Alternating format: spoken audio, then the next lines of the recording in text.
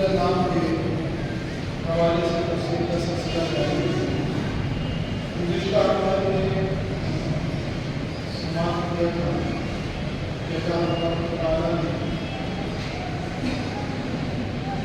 یہ ارشاد فرمایا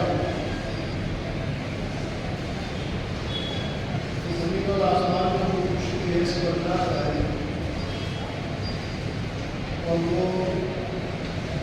ظاہر کو بھی جانتا ہے، باطن کو بھی جانتا ہے۔ کوئی چیز ایسی نہیں کہ اللہ کے دائرے میں سے چھپی ہو، ہر شے کا علم اللہ کے علم میں موجود ہے، چاہے اس میں کچھ غائب میں رکھا جائے، سارے غیب اللہ کے سامنے آیا ہے، کوئی چیز اللہ کے سامنے چھپی نہیں۔ لہٰذا اللہ نے کفار اور مشرکین منانے کے لیے چاہے نبی کے پاس آ کر کے اس کی باتیں کریں یا مسلمانوں کے درمیان میں آ کر کچھ بھی باتیں کریں، در حقیقت یہ ہے کہ وہ اللہ کے رحمان ہیں، اس لیے کہ ان کا باطنی نفاق یہ دیکھے گا نہ جانتا ہے۔ اللہ تبارک و تعالیٰ نے اپنے دائرے کی بات بیان فرما دی۔ کوئی بھی شخص ہو تو یہ بات اچھی طرح یاد رکھے کہ پوشیدہ سے پوشیدہ چیز، چھپی سے چھپی چیز اللہ جاننے والا ہے۔ اگلی آیت ہم پڑھیں گے، اس میں اللہ تبارک و تعالیٰ فرماتا ہے فَقَدْ كَذَّبُوا بِالْحَقِّ لَمَّا جَاءَهُمْ فَسَوْفَ يَأْتِيهِمُ اللَّهُ، بے شک انہوں نے جھٹلایا حق کو جب ان کے پاس حق آیا، جلد آ رہے ہیں ان کے پاس خبریں جس سے وہ ہنسی کر رہے تھے۔ اسی جلد بازی میں مظاہرہ کرتے ہوئے یعنی جب وہ اللہ تبارک و تعالیٰ کی نشانی کو جھٹلاتے رہے، ان کے پاس اللہ کی نشانی کے رب کی طرف سے آتی رہی، مگر وہ ہو گئے سرکش کرنے والے۔ اللہ کی نشانیوں کو دیکھنے کے بعد بھی انہوں نے اللہ کو نہ مانا، اللہ کی نشانیاں واضح طور سے سامنے آ جانے کے بعد بھی اللہ کی نہ سنی، اللہ کی نہ مانی، یہ ہنسی مذاق کرتے رہے، چٹائی کرتے رہے۔ اللہ کی نشانیوں کو دیکھ کر بھی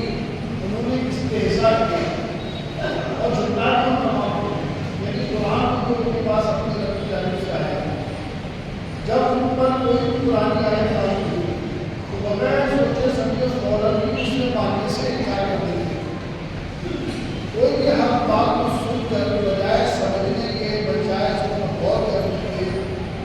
بے سوچے سمجھے، اچھلن کے، جلد بازی کے، مذاق اڑا دے، ہنسی اڑا دے اور قرآن کی باتوں کو ہی مذاقت کیا کرتے ہیں۔ اب مذاق میں ہم کو لینے کا انجام کیا ہوگا کہ قرآن کریم کو حق سے تعبیر کرنے میں اس طرح اشارہ ہے کہ بدبخت کے ایسے کام کا انکار کیا اللہ کی طرف سے نازل ہو، یعنی ایسا کام کا ہونا مذاق کے طور پر اس کا مذاق اڑاتے رہے، استہزاء کرتے رہے، تو حق کا مذاق اڑانا، حق سے روگردانی کرنا، اللہ کی اور اس کے رسول کی جانب سے کہی جانے والی باتوں کو مذاق میں لینا اور اس کا استہزاء کرنا ہے، مذاق اڑانا، چھٹا دینا، اس کا نتیجہ یہ نکلتا ہے کہ وہ ایمان سے خالی کر دیا جاتا ہے، توفیق ایمان نہیں نصیب ہوتی اس کو، قبول کرتے ہی اللہ تعالیٰ صلاحیتوں سے بھی خالی کر دیتا ہے۔ وجہ کیا ہے کہ اس کا استہزاء کرتے ہیں، مذاق کرنے والوں کا حال یہی ہے۔ اس لیے مذاق جو ہے ایمان کے معاملے میں مذاق نہیں ہونی چاہیے، احکام الہیہ کے معاملے میں مذاق نہیں ہونی چاہیے، اللہ اور اس کے رسول کے فرامین کو سننے سنانے کے معاملے میں ہنسی اور مذاق نہیں ہونی چاہیے۔ یہ ایسے سیریس ٹاپک ہیں، یہ ایسے بالکل سنجیدہ باتیں ہیں جسے بڑی سنجیدگی سے سننا چاہیے اور سن کر اس پر عمل کی جدوجہد کرنی چاہیے، کوشش کرنی چاہیے کہ قرآن کی وجہ سے بات کا شاہد ہے کہ جو اللہ کے کلام کو مذاق میں لیتے ہیں، استہزاء کرتے ہیں، تو ظاہر سی بات ہے کہ وہ ایک جس چیز کو مذاق میں لیا جاتا ہے اس کی اہمیت نہیں ہوگی۔ جب اللہ کے کلام کو مذاق میں لیا جائے گا، رسول اللہ کے فرامین کو مذاق میں لیا جائے گا، تو پھر ان کی اہمیت بندے کے پاس نہیں ہوگی، اس کا عمل کرے نہ کرے برابر، اور پھر یوں ہوتا ہے کہ اس کا ایمان سے جیسا کہ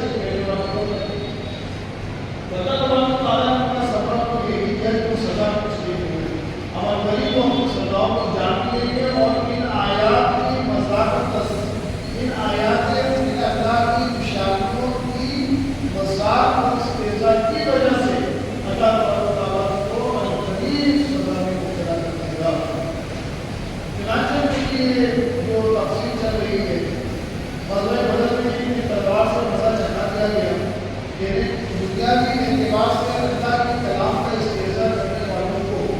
اللہ کے کلام سے مذاق بنانے والوں کو اللہ تبارک تعالیٰ نے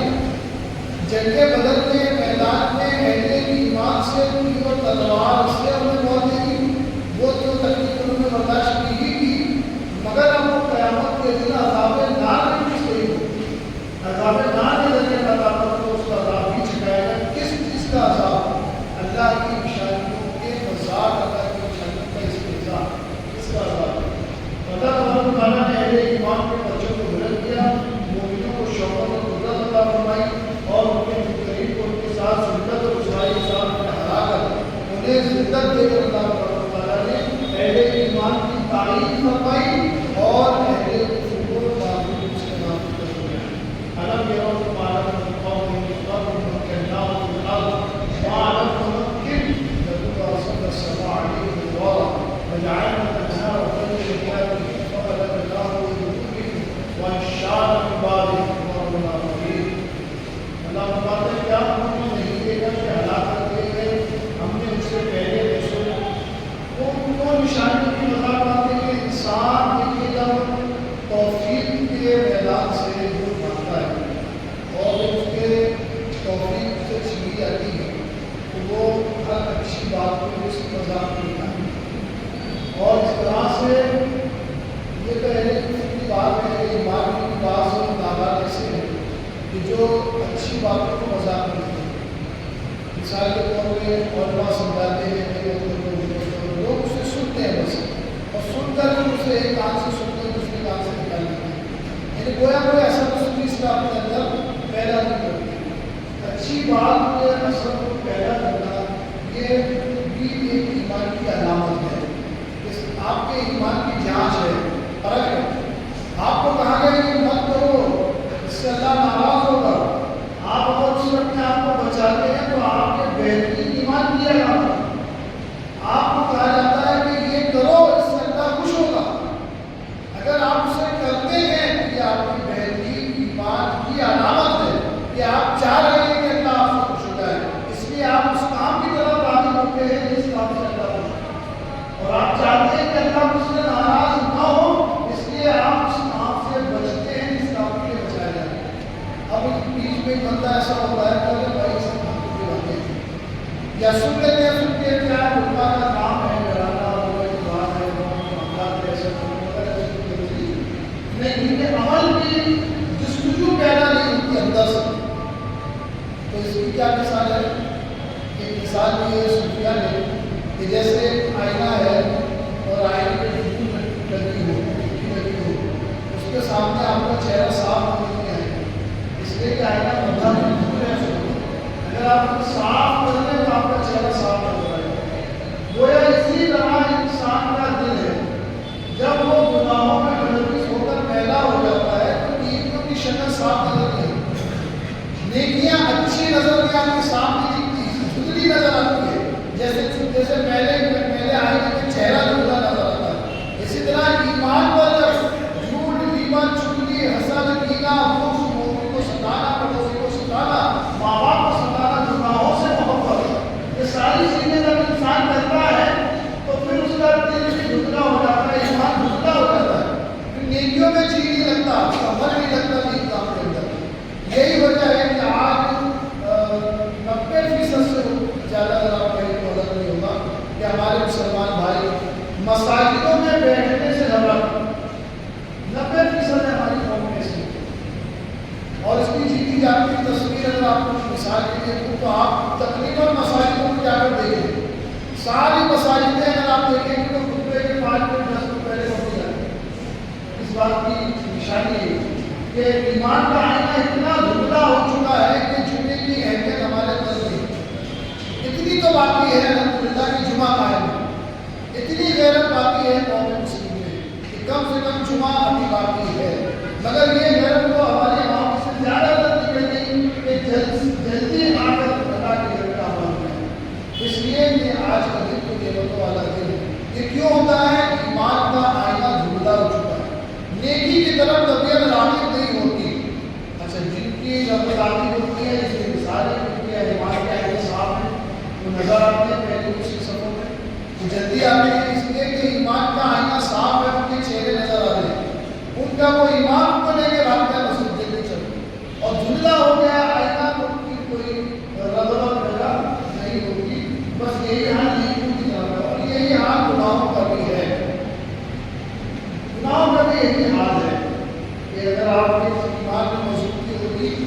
تو آپ اپنے آپ کو گناہوں سے بچائیں گے، اس لیے کہ آپ کو یہ فکر ہوگی کہ مجھے اللہ تبارک و تعالیٰ کو منہ دکھانا ہے۔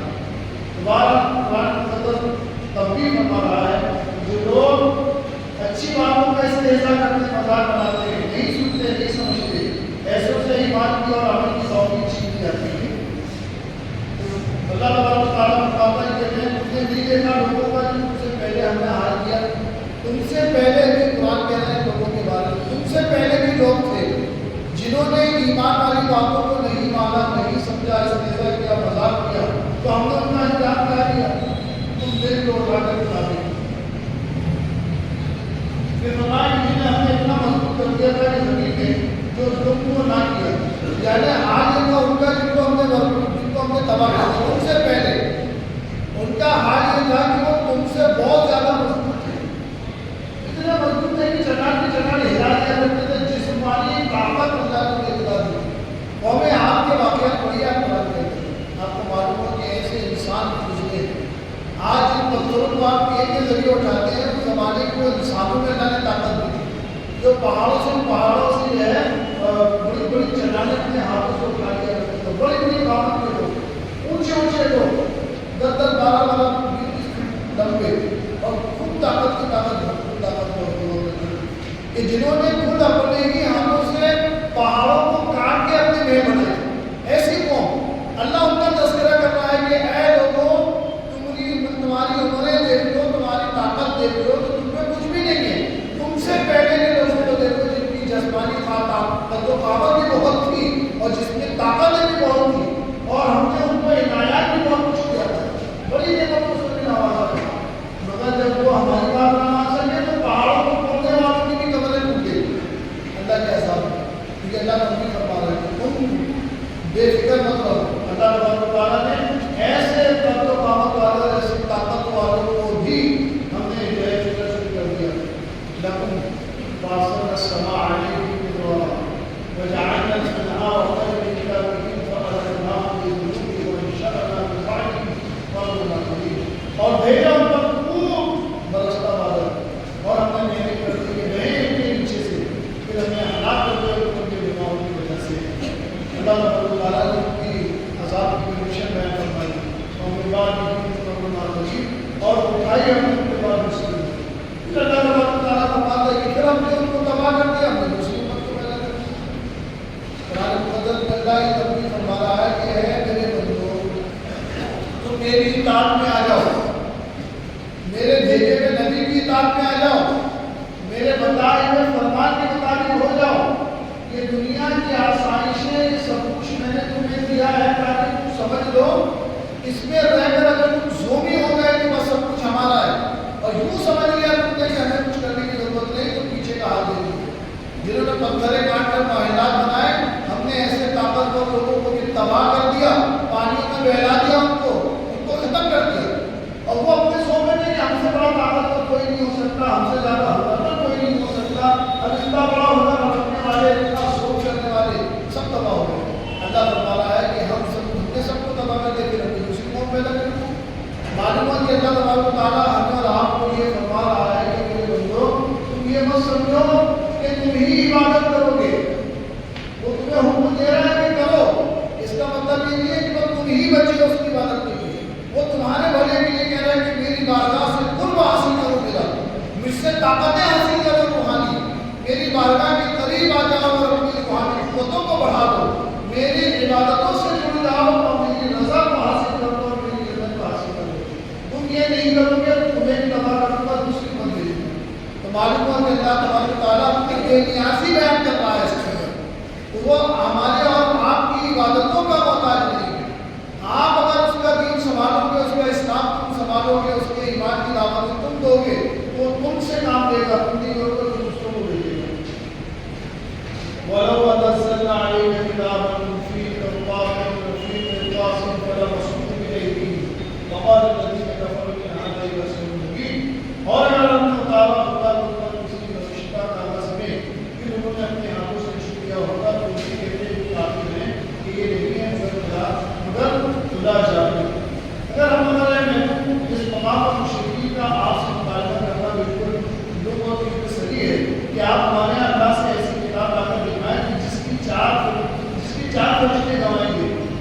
واقعی یہ اللہ کی بھیجی کتاب ہے اور آپ اللہ کے رسول ہیں، تب جائیں جا کے ہم ایمان لائیں، اس لیے کہ کسی صورت ماننے والے اور ایمان لانے والے نہیں ہو سکتے۔ اگر ہم نے اتارا ہوگا اوپر کسی فرشتہ تعالیٰ میں، یعنی جو ازلی معبود ہوتا ہے وہ اگر غائبانہ تحقیق کرتا ہے تو آپ کو دیکھے وہ بھی نہیں مان سکتا۔ کوئی اس کے جو ازلی سے داخل ہے اس کے مقدر میں ایمان نہیں ہے، توفیق دینی ہی نہیں ہے اس کو، توفیق ملنی ہی نہیں ہے اس کو۔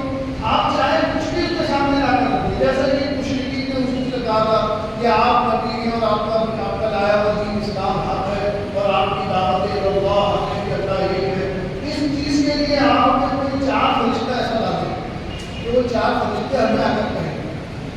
یہ دیکھیں نظام قدرت میں خلل ہے۔ اللہ تبارک و تعالیٰ نے دعوت و تبلیغ کے لیے رسول کو بھیجا ہے، نبی کو بھیجا ہے، فرشتوں کو نہیں،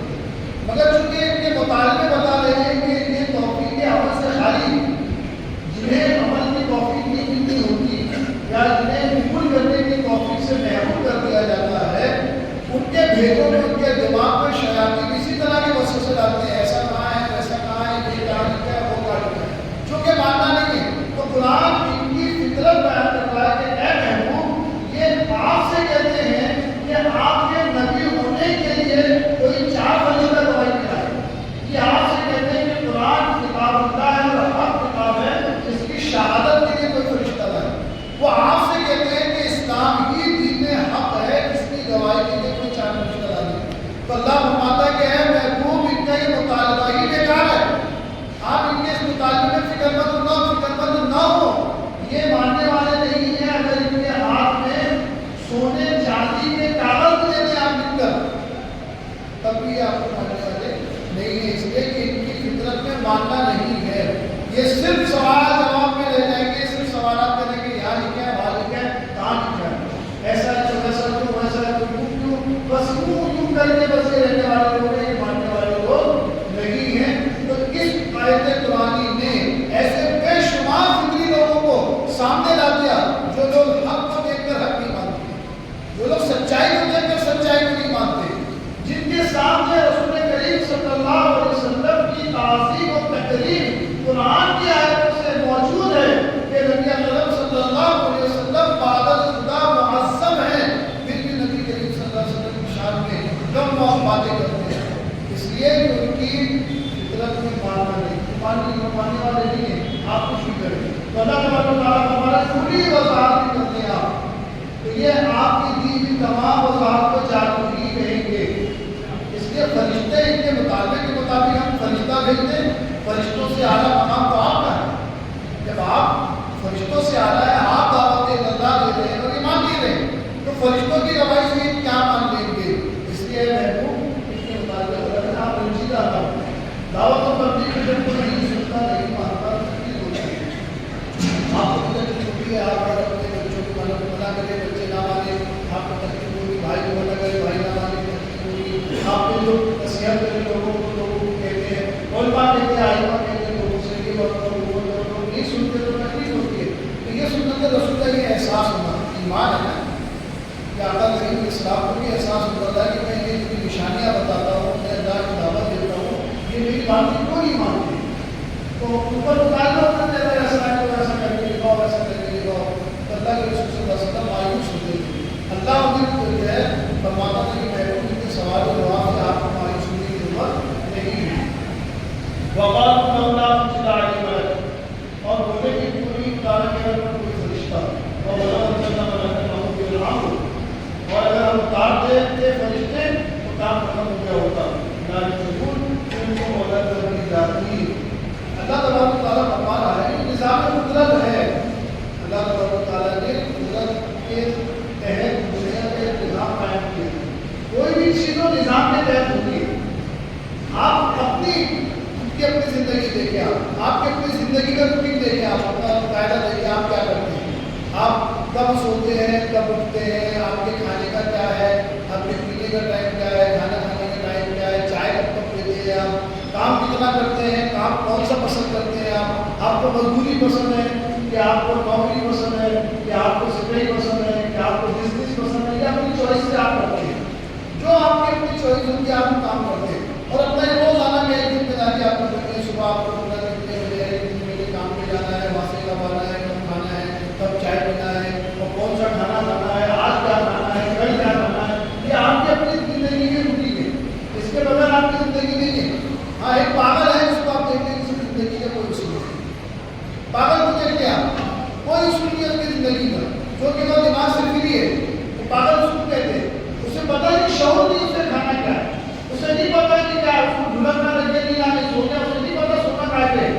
بستر پہ سونا ہے کہ پلنگ پہ سونا ہے، اچھی جگہ سونا ہے، کپڑے کیسے پہننے، اس کے کپڑے دیکھ لو، اس کے چہرے دیکھ لو، اس کے بال دیکھ لو، کیوں نہیں ہے اس کو شعور؟ اس لیے کہ اس کا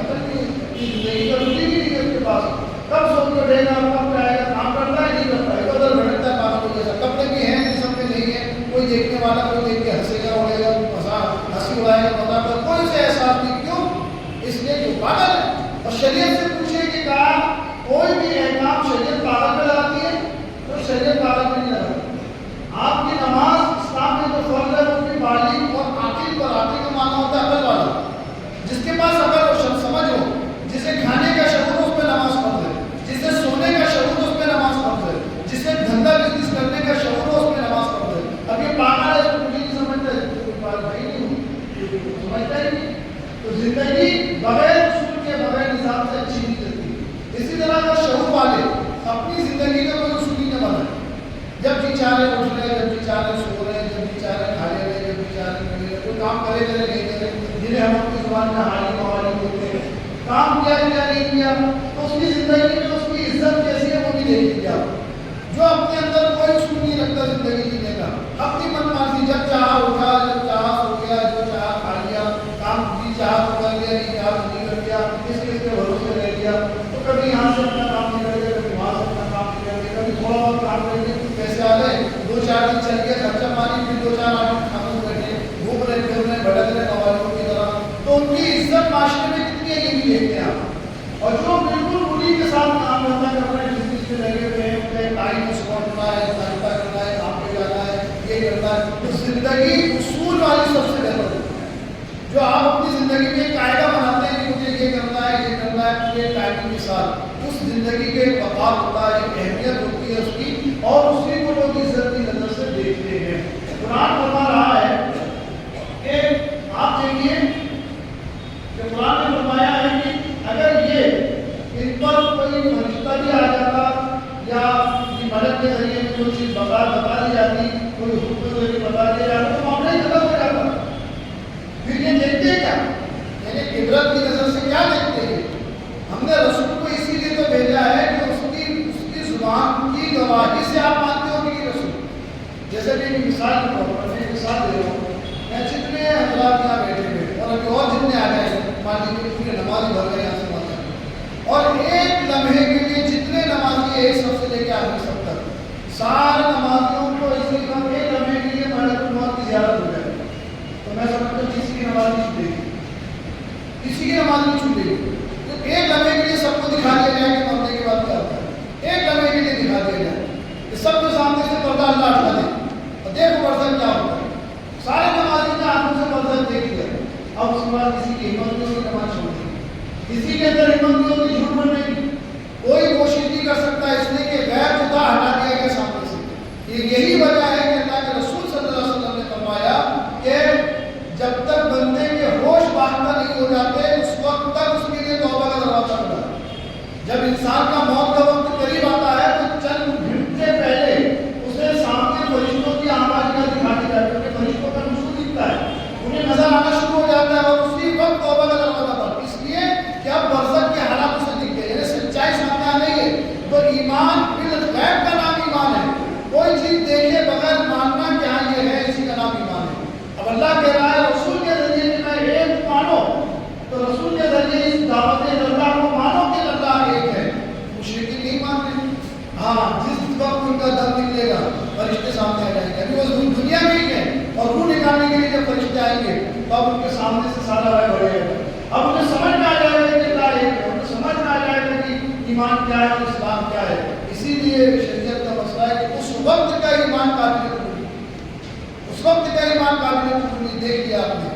یہی کہہ رہا اللہ کے تعالیٰ ضرور پھر وہ دیکھیں گے کیا، جب ہم فرشتوں ہی کے ذریعے سب کروا لیں تو آپ کو پتہ کیسے چلے گا کہ نزدیک نبی کی تعظیم کیا ہوتی ہے، آپ کو معلوم کیسے ہوگا کہ اسلام کی دعوت کیا ہوتی ہے، آپ کو پتہ کیسے چلے گا کہ نبی کس لیے بھیجا جاتا ہے۔ تو نبی کریم صلی اللہ علیہ وسلم کی دعوت پر دعوت کو قبول کرنا یہ اہل ایمان کی سعادت ہے۔ اور مشرکین مطالبہ کرتے ہیں ملک کو لے کر آؤ، فرشتے کو لے کر آؤ، چاند کو ٹکڑے کر کے دکھاؤ، سورج کو پلٹا کے دکھاؤ، درخت کو اپنے پاس بلا کے دکھاؤ، یہ نشانی دکھاؤ، وہ نشانی دکھاؤ، پھر ایمان لائیں گے۔ یہ کیوں کرتے ہیں؟ تو یہ اللہ تعالیٰ نے اپنی فرما دی کہ یہ اگر ہم ساری چیزیں اسی طرح جیسا تمہارا مطالبہ ہے کہ اللہ ایک ہے، ہم کیسے مانیں تو فرشتوں کو لاؤ، تو فرشتوں کو دیکھ لو گے، یعنی ہر غیب جاننے کی بات ماننا ضروری ہے،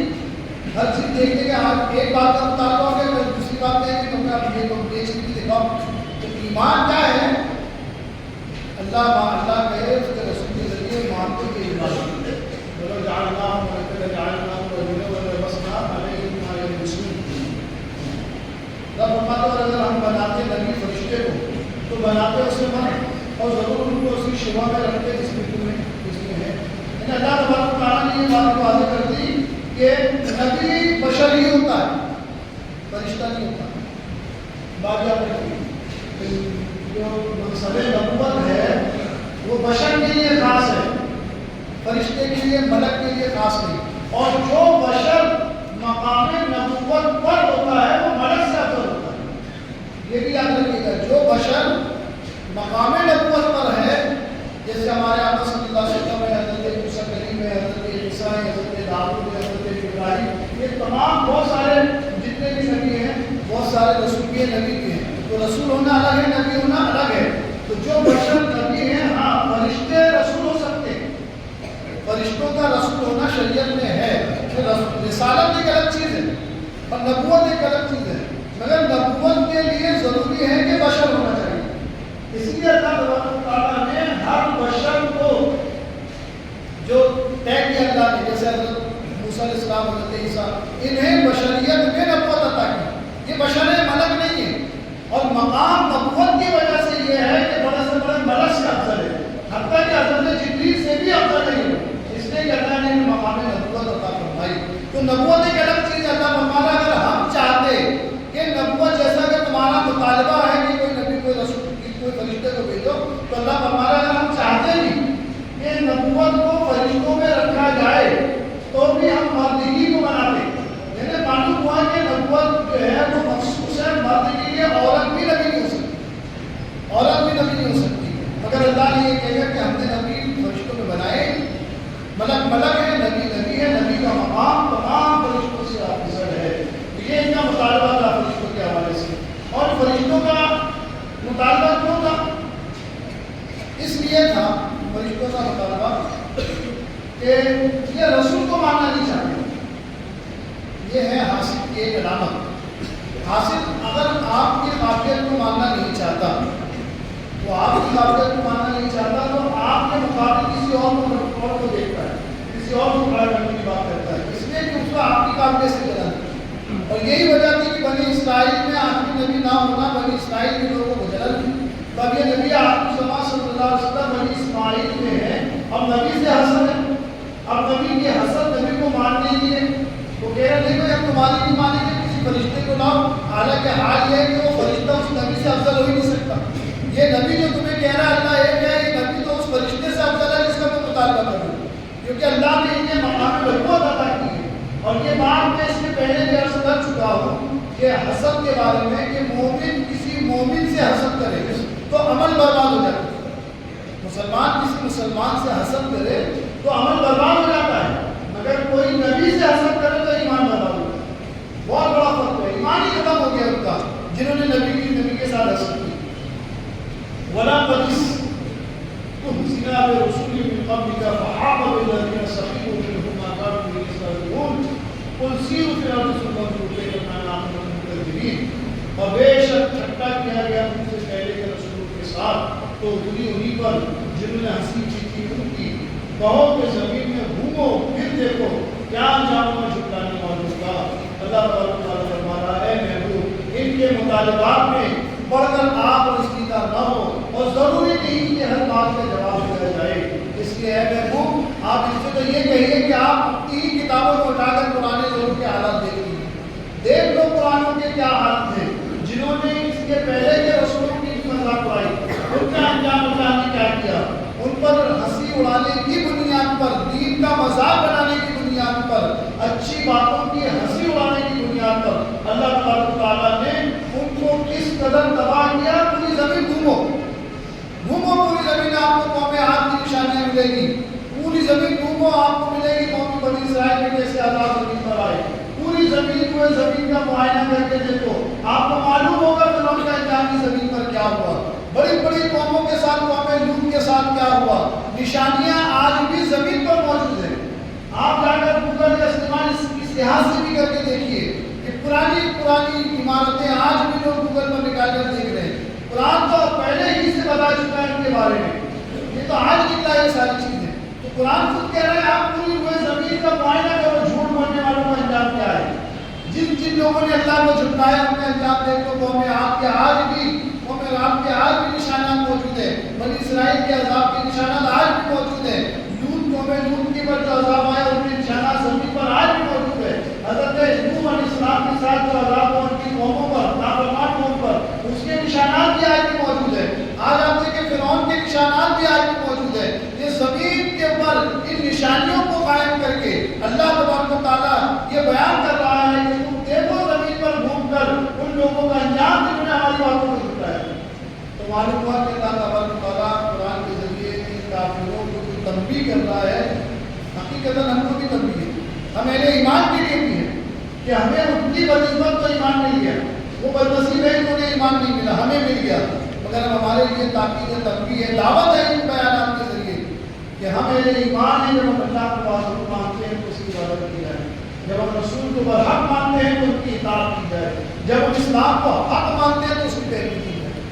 نبی کی پیروی کریں، اللہ کی عبادت کریں اور اپنے دین پر قائم رہیں، اپنے دین کی طرف آ جائے، اپنے دین سے محبت کریں، اپنے دین کے اصول کو اپنی زندگی میں ڈالیے، اپنے اصول اپنے حساب سے مت بنائیے، اپنے مذہب کے حساب سے۔ ہمارے دین نے ہمیں کیا کہا ہے، ہمیں ہمارے دین میں ہر چیز کا لحاظ ہمیں سکھایا ہے، چلنے پھرنے کا، کھانے پینے کا، رہنے سہنے کا، بزنس کرنے کا، تجارت کرنے کا، پڑوسیوں کے ساتھ رہنے کا، میاں بیوی کے ساتھ رہنے کا، بچوں کے ساتھ، ہر چیز کا ڈھنگ قرآن نے، اسلام نے ہر چیز ہمیں سکھایا ہے۔ تو قرآن متنبع کر رہا ہے، آپ کو دعوت دے رہا ہے کہ اے میرے ایمان والے بندو، تم اسلام کے فالوور بنو، نبی معظم صلی اللہ علیہ وسلم کی اطاعت کرو، ان کی نقل کرو، ان کی نقلوں میں اپنی جوانیاں خراب مت کرو جن کے لیے قرآن نے عذاب کی دعوت دی، ان کے طریقے اپنے طور پر اپناؤ، نہ کھانے میں، نہ پینے میں، نہ رہنے میں، نہ سہنے میں، اس کا طریقہ اختیار کرو جس کے طریقے سے کھانا آپ کا کھانا عبادت بنے، اس کے طریقے سے زندگی گزارو جس کے طریقے سے زندگی گزارنا آپ کے لیے عبادت بنے، وہ ہے رسول اللہ صلی اللہ علیہ وسلم کی مقدس زندگی۔ اللہ کریم کی بارگاہ میں دعا ہے اور اللہ تعالیٰ ہم سب کو آقائے نامدار مدینے کے تاجدار سید عالم صلی اللہ علیہ وسلم کی سچی محبت اور آپ کی